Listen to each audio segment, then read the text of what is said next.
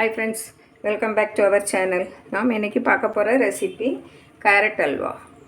Carrot ரொம்ப சத்தானது.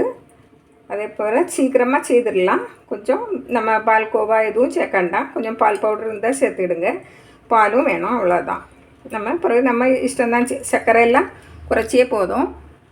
நீங்களும் செய்து பாருங்க. இதுக்கு தேவையான பொருளை நம்ம பார்த்துருவோம். கேரட் எடுத்து வச்சிருக்கேன். இதில் 1/4 லிட்டர் பால் எடுக்கணும். 250 மில்லி பால் எடுக்கணும். 2 டேபிள் ஸ்பூன் நெய். நட்ஸு உங்களுக்கு தேவையான அளவு. முந்திரி பருப்பு, இது பாதாம் பொடியை நறுக்கி வச்சுருக்கேன். இது ஏலக்காய் பவுட்ரு. பாருங்கள், இது பால் பவுட்ரு வந்து ஆப்ஷனல் தான். தேவையில்லைன்னா போடாண்டா. அப்படின்னா கூட 50 மில்லி பாலை எடுத்து வச்சு அதை நல்லா காய்ச்சிடணும்.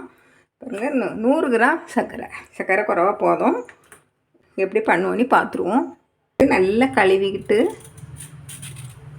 சீவி நம்ம துருவலில் வச்சு துருவி எடுத்துக்கிடணும். நான் தொலி எடுத்து வச்சாச்சு. இனிமேல் இப்படிப்பட்ட கேரட் துருவலில் நம்ம துருவி எடுக்கணும். பாருங்கள், சீக்கிரமாக துருவிடலாம்.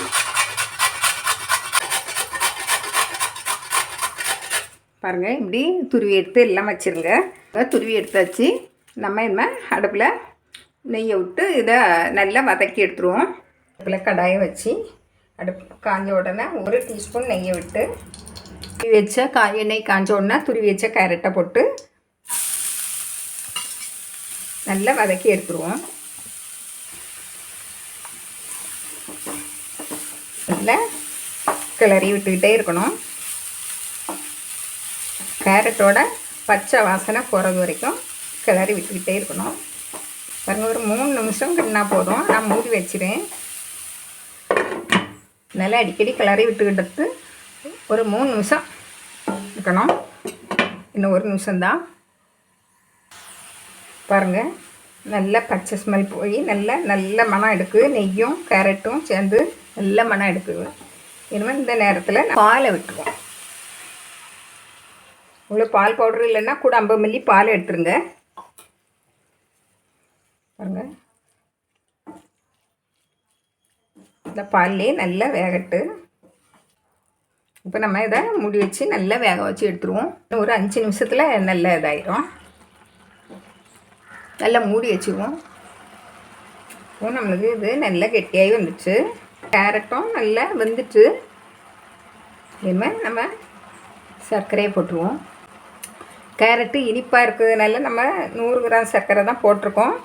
நீங்கள் பார்த்து போட்டுக்கிடுங்க. நல்லா கரைஞ்சி வரட்டு. இந்த நேரத்தில் நீங்கள் சர்க்கரையை செக் பண்ணிடுங்க. உங்களுக்கு இனிப்பு கூடுதல் வேணும்னா போட்டுவிடுங்க கொஞ்சம். ஏன்னா ஒவ்வொரு கேரட்டு, சில கேரட்டு இனிக்கும், சில கேரட்டு இனிக்காது. ரொம்ப இது கரெக்டாக இருக்குது. பாருங்கள், இந்த ஸ்டேஜில் நம்ம 2 டேபிள் ஸ்பூன் நெய் எடுத்துருந்தோம். 1 டேபிள் ஸ்பூன் முந்தி போட்டோம். இனிமேல் மீதியே போட்டுருவோம்.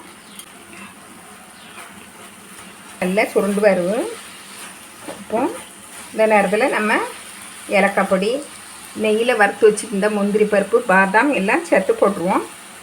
இது நான் நெய்யில் வறுத்து வச்சுருந்தேன்.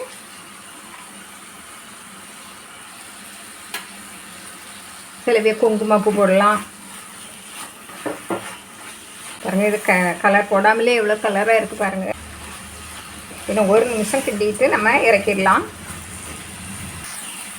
பாருங்கள், இந்த நேரத்தில் இந்த பால் பவுடரை போட்டு கிண்டி இறக்குங்க. என்ன நம்ம பால் குறைவாக தான் விட்டோம்.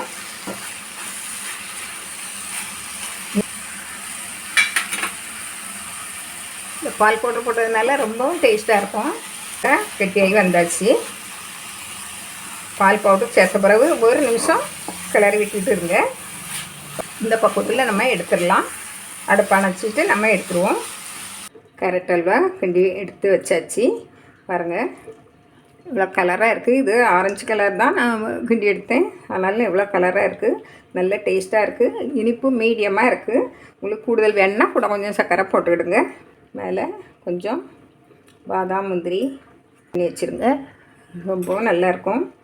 ரொம்ப டேஸ்டானது, சத்தும் நிறைஞ்சது கேரட்டு. செய்து பாருங்கள். பிடிச்சிருந்தால் லைக் பண்ணுங்கள், ஷேர் பண்ணுங்கள், கமெண்ட்ஸ் பண்ணுங்கள்.